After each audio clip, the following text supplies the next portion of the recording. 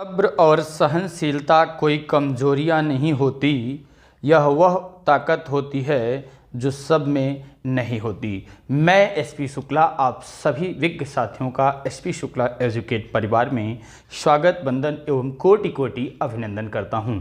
आज की अपनी इस शॉर्ट वीडियो के अंतर्गत हम लेकर आए हैं वाक्यांश, यानी अनेक शब्दों के लिए एक शब्द। अक्सर आप देखते हैं जितनी भी परीक्षाएं होती हैं, किसी भी परीक्षा की बात कर लीजिए आप, जिस भी परीक्षा में हिंदी विषय से प्रश्न पूछे जाते हैं, हिंदी व्याकरण के प्रश्न आते हैं, उस विषय में आप देखेंगे कि यह जरूर पूछा जाता है। तो आज की चर्चा, आज की परिचर्चा हमारी जो है वह यही है, परीक्षा के लिए अति संभावित महत्वपूर्ण वाक्यांशों पर ही चर्चा करने वाले हैं। वैसे यह चैप्टर जो है अपने आप में बहुत बड़ा चैप्टर है, लेकिन हम प्रयास किए हैं कि इसमें आपके बीच में 250 ऐसे वाक्यांश लेकर के उपस्थित हुआ हूं जिनसे लगभग आप पेपर में देखते हैं कि जो भी प्रश्न आते हैं वो यहीं से मिल ही जाते हैं। तो चलिए देर ना करते हुए वीडियो को स्टार्ट करते हैं।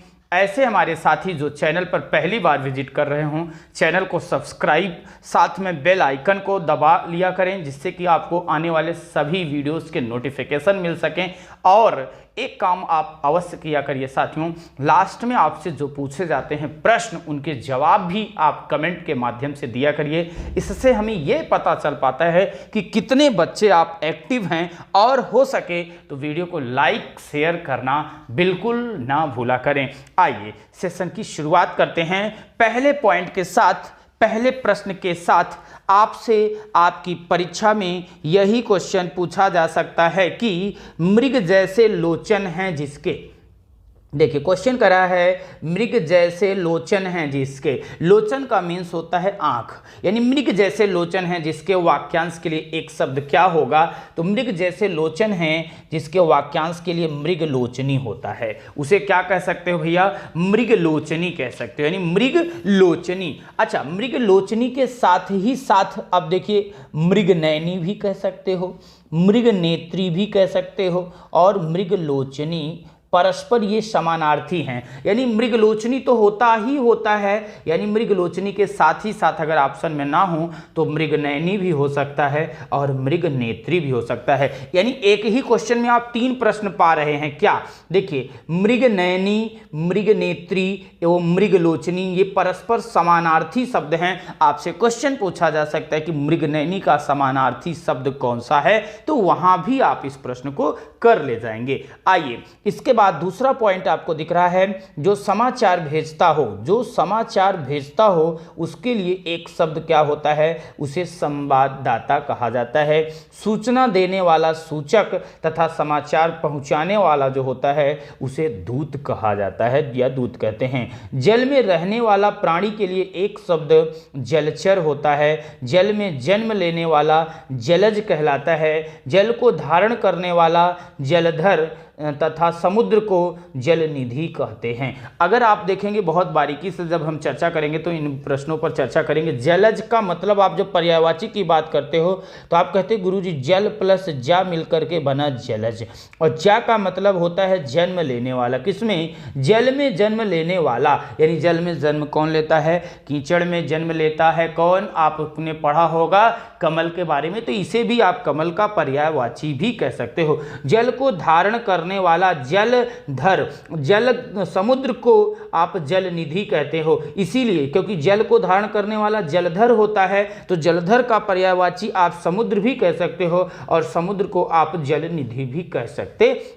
हैं। जिसके पास कुछ ना हो वह अकिंचन कहलाता है। जिसमें कुछ करने की क्षमता ना हो वह अक्षम कहलाता है। जो कुछ नहीं जानता हो वह अज्ञ कहलाता है। अक्सर आपकी परीक्षा में ये प्रश्न आता है, अज्ञ, विज्ञ, अनभिज्ञ, अभिज्ञ। अक्सर बच्चा कंफ्यूज हो जाता है। तो मेरे साथियों जानिए, जो कुछ नहीं जानता हो वह क्या कहलाता है, अज्ञ कहलाता है। क्या कहलाता है, अज्ञ कहलाता है। जिसमें सामर्थ्य न हो वह असमर्थ कहलाता है। इसके बाद देखिए पॉइंट है, जिस व्यक्ति का चित्त किसी भी देश, काल और परिस्थिति में एक समान रहता है वह स्थिर चित्त कौन सा चित्त कहलाता है? यानी किसी भी आप बात किया जाएगी कहीं भी किसी भी स्थान पर उसका जो चित्त है, उसका जो मन है एक जैसा रहता है तो वह स्थिर चित्त कहलाता है या शांत चित्त कहलाता है। जिसका निवारण ना हो सके वह क्या होता है? अनिवार्य है। जिसका निर्णय ना हो सके वह अनिर्णीत कहलाता है। ज्यों का त्यों के लिए एक शब्द अविकल होता है, काफी इंपॉर्टेंट है। ज्यों का त्यों के लिए एक शब्द अविकल है। समस्त पृथ्वी से संबंध रखने वाला अर्थात समस्त भूमि या समस्त देशों से संबंध रखने वाला के लिए एक शब्द सार्वभौमिक कहलाता है। जिसे सारी बातों का ज्ञान हो वह सर्वज्ञ होता है। सर्वसाधारण से संबंधित सार्वजनिक होता है। सब भूमि या सभी देशों में होने वाला सार्वभौम कहलाता है। जो ज्ञात इतिहास के पूर्व का हो वह प्रागैतिहासिक काल कहलाता है। जिसका अनुभव इंद्रियों द्वारा ना किया जा सके अर्थात जो इंद्रियों की पहुंच से बाहर हो वह अतीन्द्रिय कहलाता है। वर्षा की अधिकता जहां होती है उसको आप अतिवृष्टि कहते हैं। वर्षा की अधिकता अतिवृष्टि कहलाती है।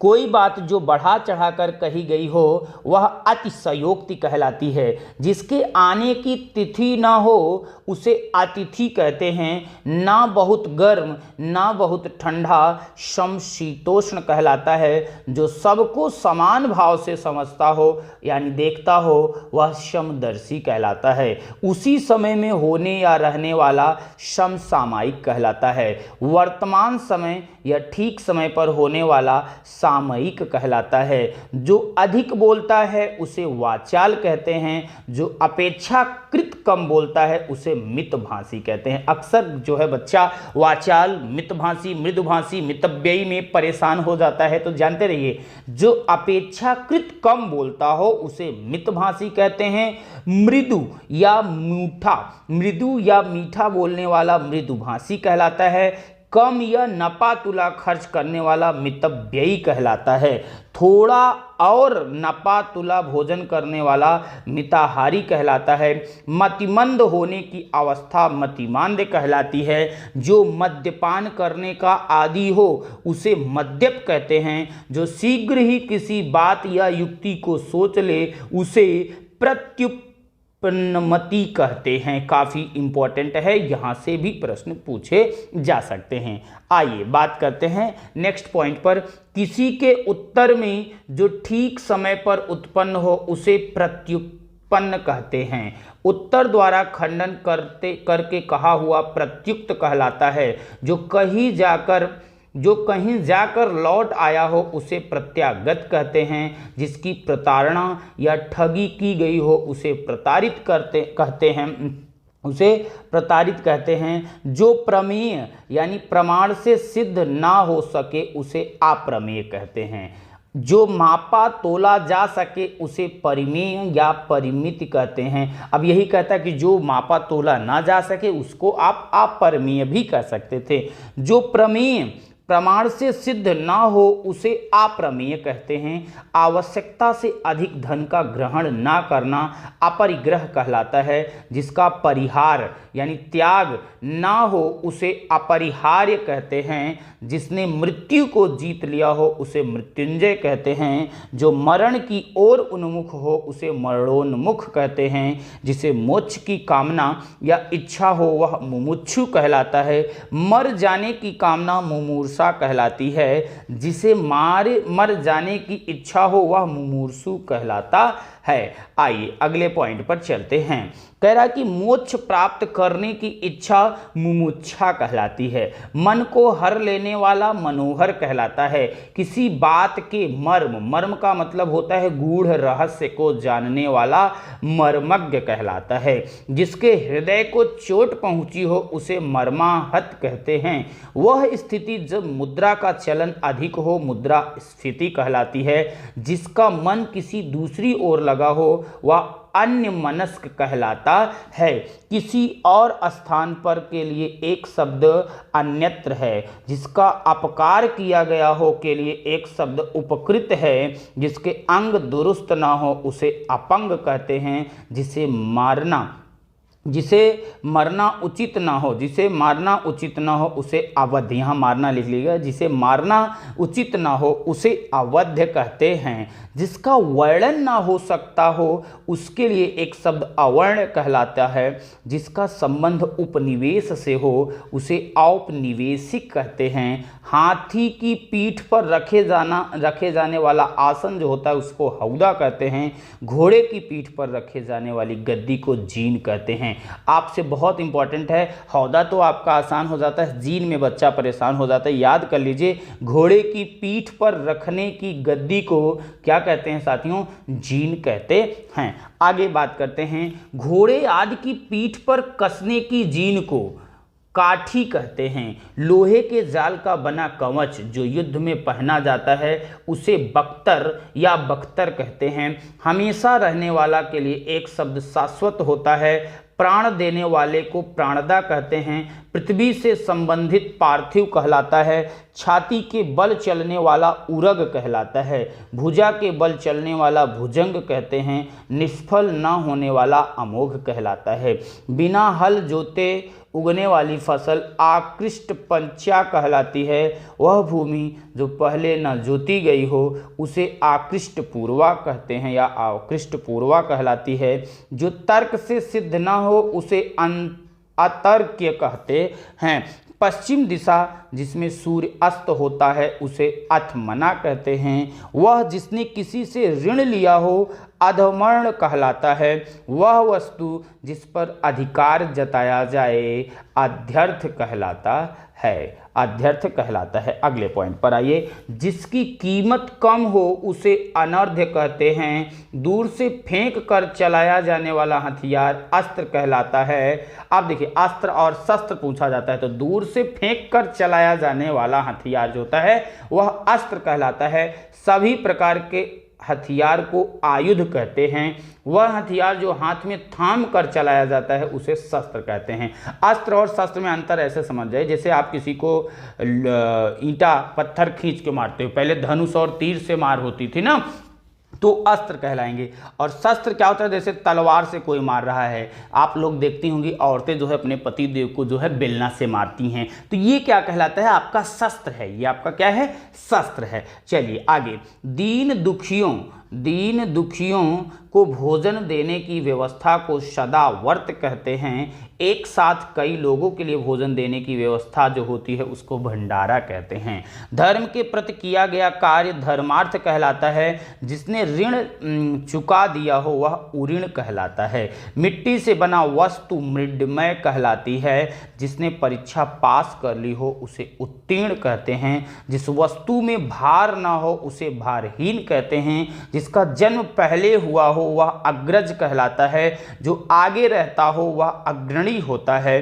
किसी कार्य को करने से पहले सोचने वाला जो होता है वह अग्र सोची कहलाता है।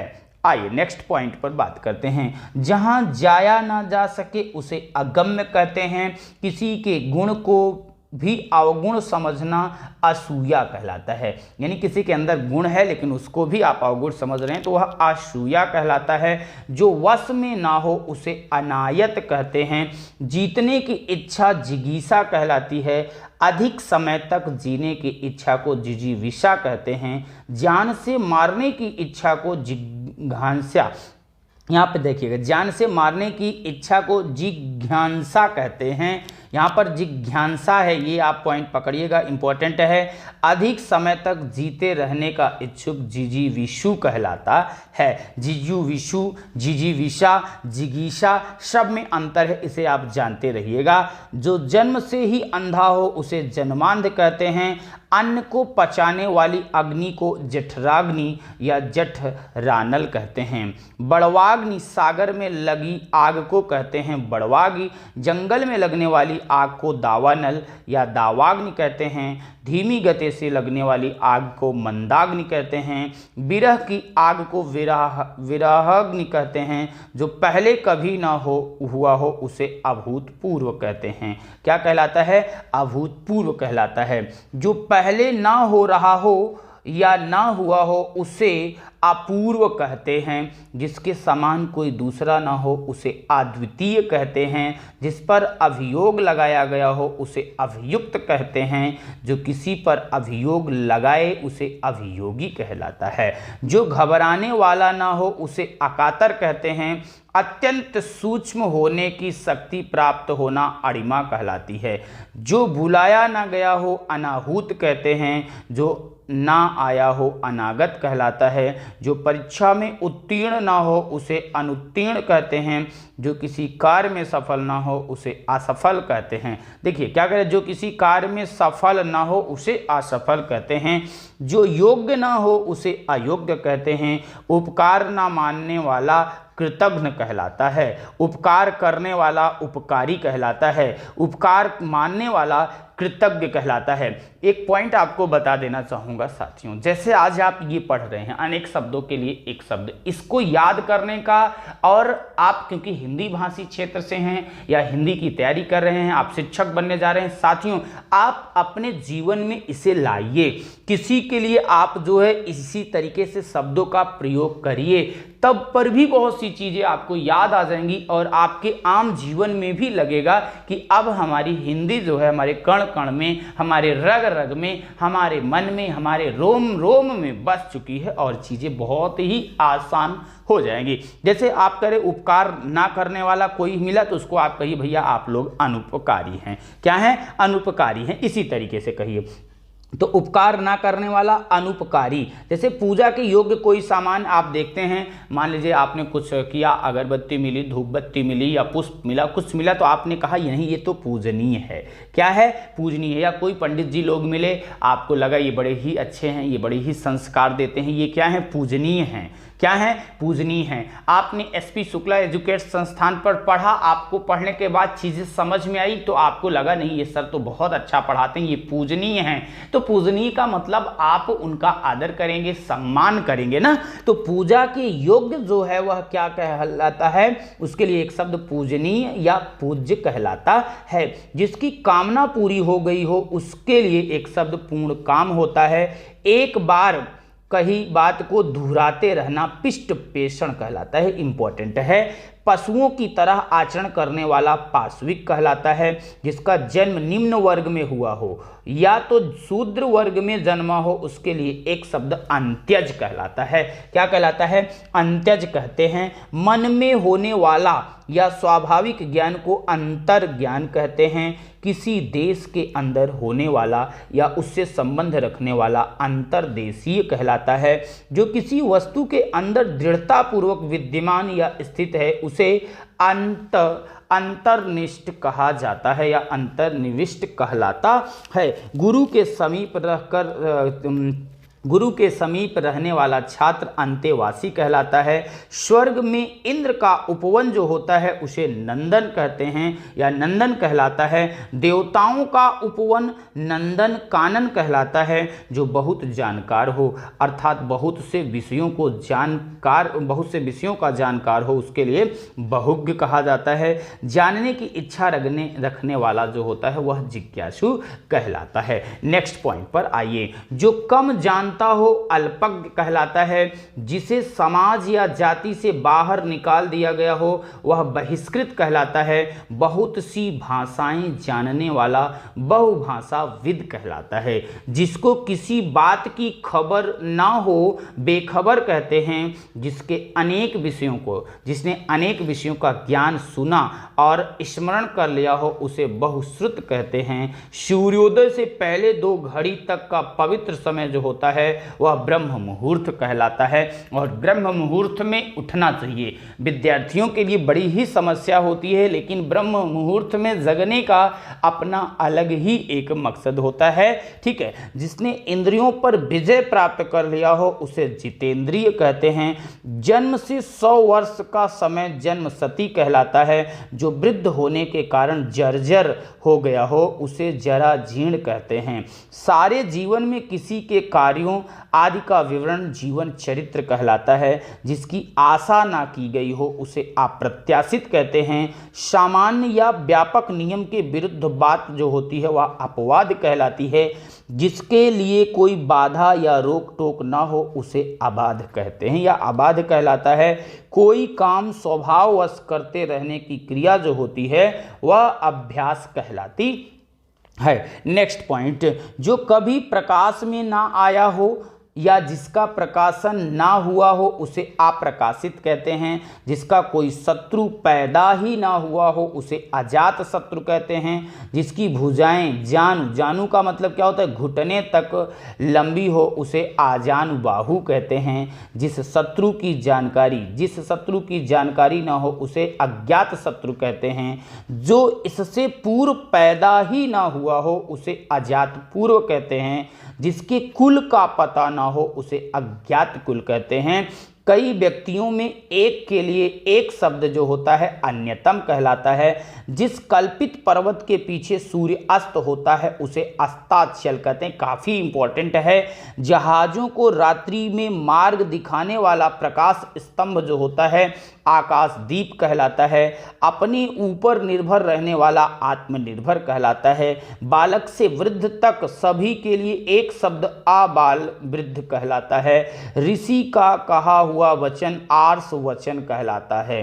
क्या कहलाता है साथियों, आर्ष वचन कहलाता है। यानी आर्ष के कई सारे अर्थ होते हैं, मैंने पहले भी आपसे चर्चा किया है, लेकिन मूल रूप से जो आर्ष का अर्थ होता है हमने पहले भी बताया था कि 2-3 अर्थों में लिया जाता है, लेकिन यहाँ आर्ष वचन कहने का मतलब ऋषि का मतलब, आर्ष का मतलब किससे लिया जाएगा, ऋषि से लिया जाएगा। किससे, ऋषि से लिया जाएगा। तो यानी ऋषि का कहा हुआ वचन आर्ष वचन कहलाता है। पैर से मस्तक तक को आपाद मस्तक कहलाता है। वह स्त्री जिसका पति परदेश से आने वाला हो उसे देखिए बहुत इंपॉर्टेंट है, उसे आगमिष्य पतिका कहते हैं। क्या कहते हैं, आगमिष्य पतिका कहते हैं। वह स्त्री जिसका पति परदेश से लौटा हो उसे आगत पतिका कहते हैं। बहुत बारीकी से पकड़िएगा, यहाँ कंफ्यूजन होता है क्योंकि 3-4 वाक्यांश एक जैसे लग जाते हैं। वह स्त्री जिसका पति विदेश गया हो उसे प्रोसित पतिका कहते हैं। वह स्त्री जिसका पति विदेश जाने को हो उसे प्रवत्य पतिका कहते हैं। वह स्त्री जिसे उसके पति ने छोड़ दिया हो उसे परित्यक्ता कहते हैं। वह जिसका पति दूसरा विवाह कर लिया हो उसे अद्यूढ़ा कहते हैं। क्या कहते हैं, अद्यूढ़ा कहते हैं। तो देख रहे हैं वह स्त्री से लेकर के लगभग आप देख रहे हैं 1 2 3 4 5 एक पीछे 6 प्रश्न हमने आपको दिखा दिया। दुराचारिणी स्त्री को कुलटा कहते हैं। वह भाई जो अन्य माता से उत्पन्न हुआ हो उसे अन्योदर कहते हैं। वह विवाहित स्त्री से उत्पन्न हो उसे, यानी जो विवाहित स्त्री से उत्पन्न पुत्र होता है बच्चा होता है उसको क्या कहते हैं, औरस कहते हैं। क्या कहते हैं, औरस। जो विवाहित, बहुत ध्यान से समझिएगा, जो विवाहिता स्त्री से उत्पन्न हो उसे औरस कहते हैं। एक ही माता से जन्म लेने वाला सहोदर कहलाता है। जिसका जन्म अंडे से हुआ हो उसे अंडज कहते हैं। जिसके विषय में कोई ज्ञान ना हो उसे अनवगत कहते हैं। प्रसाद यानी महल के अंदर का भाग अंतःपुर कहलाता है। रजोगुण वाला राजसिक कहलाता है। सत्वगुण वाला जो होता है वह सात्विक कहलाता है। तमोगुण वाला तामसिक होता है। जिसने अभी अभी स्नान किया हो उसे सद्यः स्नाता कहते हैं। जिसमें स्नान किया जा सके उसे स्नानीय कहते हैं। जिसने अभी हाल ही में बच्चे को जन्म दिया हो उसे सद्यः प्रसूता कहते हैं। और उसके बाद देखिए सुजन यानी अच्छा मनुष्य होने की अवस्था, गुण या भाव जो होता है वह सौजन्य कहलाता है। किसी सत्ता के विरुद्ध अपना सत्य मनवाने के लिए किया गया आंदोलनात्मक आग्रह जो होता है वह सत्याग्रह कहलाता है। सबके समानाधिकार पर विश्वास जो होता है वह समाजवाद कहलाता है। जिसे कोई स्वत्व प्राप्त ना हो अधिकारी कहलाता है। क्या कहलाता है? जिसे कोई स्वत्व प्राप्त न हो वह अधिकारी कहलाता है। जो बात लोगों से सुनी गई हो किंवदंती कहलाता है। जो ना सुनी गई हो अश्रुति कहते हैं। जो सबके प्रिय हो सर्वप्रिय कहलाता है। लोक द्वारा कही गई उक्ति या वाक्य लोकोक्ति कहलाती है। जिसकी अब कीर्ति शेष रह गई हो उसे कीर्ति शेष कहते हैं या कीर्ति शेष कहलाता है। जिस लड़की का विवाह ना हुआ हो उसे कुमारी कहते हैं। मैं अक्सर पूछता रहता हूँ ना, कुमारी और कुमार, तो बताइए भैया कितने लोग कुमारी हैं और कितने लोग कुमार हैं। तो देखिए, अपने ही कुल का नाश करने वाला कुलांगर कहलाता है। जो अच्छे या ऊंचे कुल में उत्पन्न हो उसे कुलीन कहलाता है। बहुत जबरदस्त प्रश्न है, अक्सर बच्चा कुलीन को लेकर के, क्योंकि कु का मतलब आप अर्थ निकालते हैं तब वहां पर आप जो है सोचते हैं कि गड़बड़ा जाएगा, तो भैया लेकिन यहाँ गड़बड़ा जाएगा। ध्यान दीजिएगा ये पॉइंट, जो अच्छे या ऊंचे कुल में उत्पन्न हुआ हो उसे कुलीन कहते हैं। जो अपना उद्देश्य सिद्ध होने पर संतुष्ट हो वह कृतार्थ कहलाता है। जिसकी उत्पत्ति स्वभावगत न हो उसे कृत्रिम कहते हैं। जिसका ज्ञान अपने ही स्थान तक सीमित हो उसे कूपमंडूक कहते हैं। तैरने की इच्छा रखने वाला तितीर्षु कहते हैं। जिस पर अनुग्रह किया गया हो उसे अनुग्रहीत कहते हैं। पर्वत के ऊपर की समतल भूमि आदित्यका कहलाती है। जिसकी उपमा ना की जा सके उसे अनुपम कहते हैं। जो किसी वस्तु या व्यक्ति के प्रति आसक्त हो उसे अनुरक्त कहते हैं। कनिष्ठिका और मध्यमा के बीच की जो उंगली होती है वह अनामिका कहलाती है। किसी के पीछे पीछे चलने वाला अनुगामी या अनुयायी कहलाता है। जिसे अपने कर्तव्य का बोध ना हो उसे किंग कर्तव्य विमूढ़ कहा जाता है या किंग कर्तव्य विमूढ़ होता है। जिसकी बुद्धि कुश के अग्रभाग के समान हो उसे कुशाग्र बुद्धि कहते हैं। इच्छानुसार रूप धारण करने वाला कामरूप कहलाता है। जो कर्तव्य से च्युत हो गया हो वह कर्तव्यच्युत मतलब जो कर्तव्य से च्युत मतलब हट गया हो, ठीक है, ये हट कर भी आ सकता है। जिसमें धैर्य ना हो उसे अधीर कहते हैं। अनिश्चय की दशा में पड़ा रहना अधर कहलाता है। जिसे किसी से लगाव न हो, जो किसी विषय में लिप्त या आसक्त न हो उसे निर्लिप्त कहते हैं। नष्ट होने वाला नश्वर कहलाता है। प्राचीन आदर्श के अनुसार चलने वाला गतानुगतिक कहलाता है। विलंब अथवा धीमी गति से कार्य करने वाला दीर्घसूत्री कहलाता है। अर्धरात्रि का समय निशीथ कहलाता है। अपना मंतव्य साधने वाला जो होता है उसे स्वार्थी कहते हैं या स्वार्थी कहलाता है। बुरे उद्देश्य से की गई गुप्त मंत्रणा जो होती है उसको दुरुभिसंधि कहते हैं। किसी को संकट में डालने के लिए बनाई जाने वाली योजना अथवा किसी को हानि पहुंचाने के लिए की गई गुप्त कार्यवाही जो होती है वह दुर्व्योजना कहलाती है। जिसका या जिससे पार पाना कठिन हो उसे दुरितिक्रम कहते हैं। जिसके पार पहुंचना कठिन हो उसे दुर्धिगम कहते हैं। जिसके पेट में माँ ने रस्सी यानी दाम बांध दिया हो उसे दामोदर कहते हैं। झगड़ा लगाने वाला मनुष्य नारद कहा जाता है। रहस्य या भेद बताने वाले को विभीषण कहा जाता है। चाल चलने वाला शकुनी कहलाता है। तिलक लगाने में प्रयोग किया जाने वाला अन्न जो होता है वह अच्छत यानी चावल का जो चावल ही होता है अच्छत कहते हैं। खाद्य सामग्री जो यात्रा के समय रास्ते में उपभोग के लिए दी जाती है उसे पाथेय कहते हैं। दिशाएं ही जिनका वस्त्र है उन्हें दिगंबर कहा जाता है। वन में लगने वाली आग दावाग्नि कहलाती है। समुद्र यानी बड़वा में लगने वाली आग बड़वाग्नि कहलाती है। जिस पेड़ के पत्ते झड़ गए हों उसे आपत कहते हैं। काफ़ी इंपॉर्टेंट है ये, जिस पेड़ के पत्ते झड़ गए हों उसे आपत कहते हैं। आइए नेक्स्ट पॉइंट पर, जो स्त्री सूर्य को भी ना देख सके अथवा रनिवास में कड़े पर्दे में रहने वाली स्त्री के लिए एक शब्द असूर्यपस्या होता है। किसी के मरने के पूर्व उसी के द्वारा किसी को अपने संपत्ति का वारिस घोषित करना वसीयत कहलाता है। यानी जैसे कोई व्यक्ति है, आपके जो है परपाजा थे, आपके बाबा के भी बाबा थे, वो मरने से पूर्व क्या किए, अपनी संपत्ति को आपके बाबा के नाम पर कर दिए, तो वह क्या कहलाता है, वसीयत कहलाती है। अनेक युगों से चले आने वाले अथवा युगों से चले आने वाले के लिए एक शब्द सनातन कहलाता है। जिसे बुढ़ापा ना आए उसे अजर कहते हैं, जिसकी मृत्यु ना हो उसे अमर कहते हैं, जिसे ईश्वर में विश्वास हो उसे आस्तिक कहते हैं। आस्तिक यहां से भी समझिएगा, ये भी जैसे कुलीन आप पकड़ रहे थे उसी तरीके से आस्तिक में भी बच्चा कंफ्यूज होता है।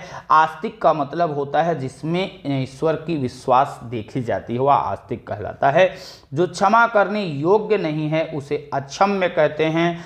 और पश्चिम और उत्तर दिशाओं के मध्यस्थ कोण, आप देखिए कोण पर भी प्रश्न आपसे पूछ लिया जाता है। जैसे ये आप ऐसे समझ लीजिए, थोड़ा सा बना दें, पूर्व, पश्चिम, उत्तर और दक्षिण ये है। तो देखिए पश्चिम और उत्तर दिशाओं, पहला पॉइंट देखें, पश्चिम और उत्तर दिशाओं के मध्य, यानी पश्चिम और उत्तर दिशाओं के मध्य, यानी इस दिशा की बात कर रहा है। इस मध्यस्थ कोण को क्या कहते हैं, वायव्य कोण कहते हैं। क्या कहते हैं साथियों, वायव्य कोण कहते हैं। पूरब और उत्तर दिशाओं के मध्य कोण को ईशान, पूरब और उत्तर, देखिए पूरब ये है, उत्तर ये है, यानी इस दिशा को क्या कहा जाता है साथियों, ईशान कोण कहा जाता है, ईशान कोण कहलाता है। दक्षिण और पूर्व दिशाओं के मध्यस्थ कोण को आग्नेय कोण, दक्षिण और पूर्व ये है आपका दक्षिण और पूर्व, इसको क्या कहते हैं, आग्नेय कोण कहते हैं, या अग्निकोण आपने पढ़ा होगा। दक्षिण और पश्चिम दिशाओं के मध्यस्थ कोण को नैऋत्य कोण कहते हैं। ये क्या होता है आपका, नैऋत्य कोण कहलाता है, या नैऋत्य कोण कहलाता है।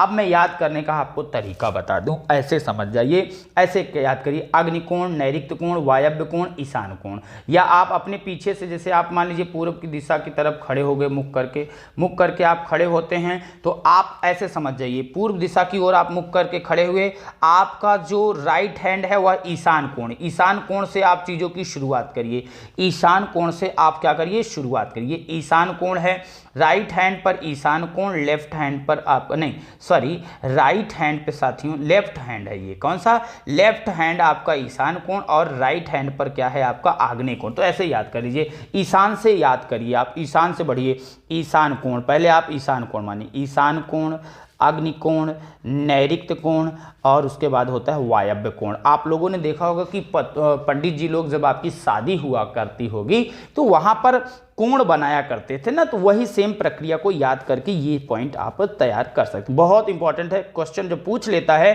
तो सारी सिट्टी बिट्टी जो होती है गुल हो जाती है, इसलिए पढ़ के जाइएगा क्योंकि प्रश्न पूछा ही पूछा जाता है। आइए नेक्स्ट पॉइंट पर, अनिश्चित जीविका के लिए एक शब्द आकाश वृत्ति होगा। संध्या और रात्रि के बीच का समय गोधूली कहलाता है। बिना पलक गिराए हुए के लिए एक शब्द अनिमेष अथवा अपलक होता है, काफी इंपॉर्टेंट है। बिना पलक गिराए हुए के लिए एक शब्द अनिमेष या अपलक कहलाएगा। बिना पलक झपकाए हुए के लिए एक शब्द निनिर्मेष। अब दोनों में अंतर, वहां पलक गिराना, यहाँ पे पलक झपकाना, दोनों बातें अलग अलग लिख रहे हैं।